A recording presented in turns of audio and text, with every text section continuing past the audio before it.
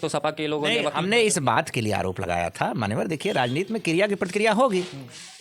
जैसे मिल्कीपुर का रिजल्ट नहीं आया, ना विषय था कि जब आप चुनाव चाहते थे और हम वापस लेना चाहते थे तो वकीलों की फौज भेजने की क्या जरूरत थी। प्रश्न संख्या 1।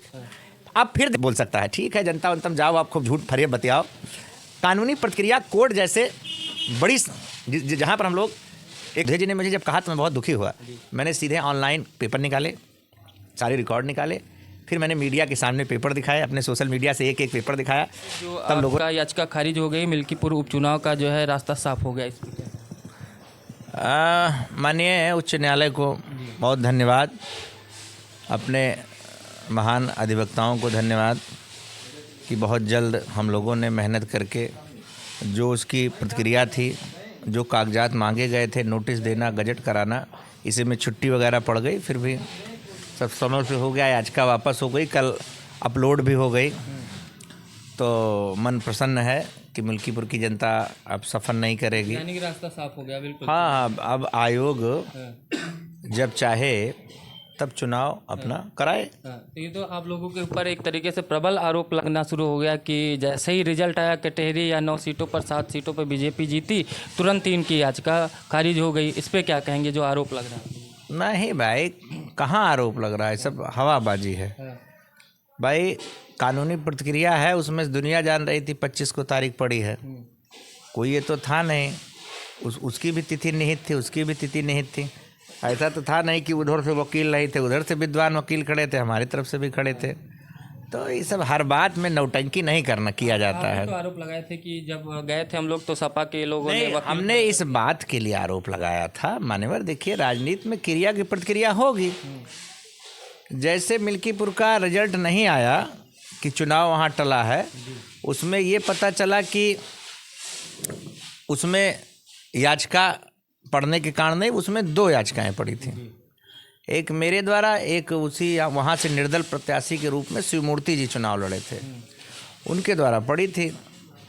तो हम लोगों को भी पछतावा हुआ, दुख हुआ कि यार, चूँकि उसमें कोई बहुत किसी को नॉलेज नहीं था। हमने अपने वकील साहब से पूछा था, सबने कहा भाई इस्तीफ़ा हो गया, सीट शून्य है, उसमें ना तो स्टे था ना कोई इस तरीके की कार्रवाई। धीरे धीरे अपना जो कानून चल रही थी कोर्ट में, पर लगातार उसी 12 घंटे में समाजवादी के बड़े से बड़े लोग, राष्ट्रीय अध्यक्ष से लेकर सब आक्रामक हो गए। चलिए, अगले दिन खबर बनी कि आज याचिका वापस हो जाएगी। मैं कोर्ट गया, सारी तैयारी से गया।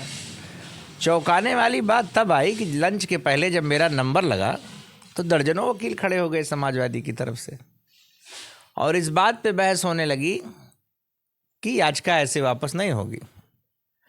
बल्कि पूछा वकील, आप मान लो आप गोरखनाथ जी वाले में वकील हैं, शिवमूर्ति में तो आज तक कोई वकील आया ही नहीं, उसमें आज तक कोई अवधेश जी की तरफ से वकील अपेयर ही नहीं हुआ था। उसके प्रमाण ऑनलाइन पड़े हैं सब। तो कहे मेरा वकालतनामा है उनके तरफ से, बाकायदा वकालतनामा लगा। हमारा विषय ये नहीं था, हमारा विषय बस इतना था, देखिए कोई चीज़ कानूनी प्रक्रिया में है तो वैसे ख़त्म होगी, उसको मुद्दा नहीं इतना बड़ा बनाना चाहिए था। बीजेपी का इंटरनल सर्वे आया, वहाँ पे वो हारते दिख रहे थे, इसलिए जानबूझ के चुनाव। हमारी बात सुनिए, तो वहाँ पर क्यों खड़ा कर दिए वकील? ना खड़ा करते और अच्छा मुद्दा बनाते, हम करा पाते ना करा पाते, या कानूनी अड़चन में रुकता, वो अलग बात थी। आप वकील भेजने का आपको कितनी ज़रूरत पड़ गई थी? फिलहाल वो मामला फिर लंबित हो गया। इस इतने पे नहीं रुके, मतलब झूठ का एक पुलिंदा बना दिए लोग। तो ये आप डायरेक्ट आरोप किस पे लगा रहे हैं? नहीं, हमारा केवल इतना विषय था कि जब आप चुनाव चाहते थे और हम वापस लेना चाहते थे तो वकीलों की फौज भेजने की क्या ज़रूरत थी। प्रश्न संख्या 1। अब फिर देखिए नाटक। तो कहते हैं बाबा गोरखनाथ मनगढ़ंत कहानी बता रहे हैं। अच्छा, यही तो हम आपसे आपके माध्यम से कहना चाहते हैं। प्रेस वालों ने पूछा, मैंने उनको बाकायदा कागज़ दिखाया, इतने पे उनका पेट नहीं, हमने नहीं किया, उन्होंने प्रेस किया, बड़ा प्रेस किया, और प्रेस करके कहा कि वो झूठ बोल रहे हैं बाबा गोरखनाथ। तो यार मैं बड़ा आहत हुआ कि मतलब इतना झूठ कैसे कोई बोल सकता है। ठीक है, जनता वंतम जाओ, आप खूब झूठ फरेब बतियाओ। कानूनी प्रक्रिया कोर्ट जैसे बड़ी जहाँ पर हम लोग एक आशा लेके जाते हैं कि हमको वहाँ निर्णय मिलेगा, जहाँ पर संविधान की रक्षा की बात होती है वहाँ निर्णय आता है। वो जो संविधान पे पूरी लड़ाई हो गई हाँ, इसकी।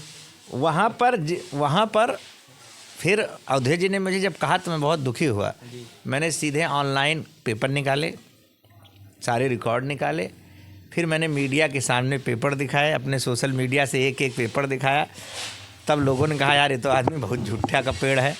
ठीक है, अभी कल ऑर्डर आ गया तो फिर मैंने कहा कि अब ज़रा वो कागज़ दिखा दीजिए अवधेश जी को, ना हो तो हम व्हाट्सएप कर दें कई मीडिया बंधुओं को, और उनसे पूछिए जब आप वकील कह रहे थे नहीं भेजे थे तो ये इसमें क्यों लिखा है। भाई कोर्ट में तो पक्ष विपक्ष के वकील सब लिखे जाते हैं ना, कब अपेयर होते हैं। हमारा बस इतने बात था, मुकदमा चल रहा था, वापस होता, ये सब होता। इतनी नौटंकी करने की क्या ज़रूरत थी, इतना सफ़ेद झूठ बोलने की क्या ज़रूरत थी।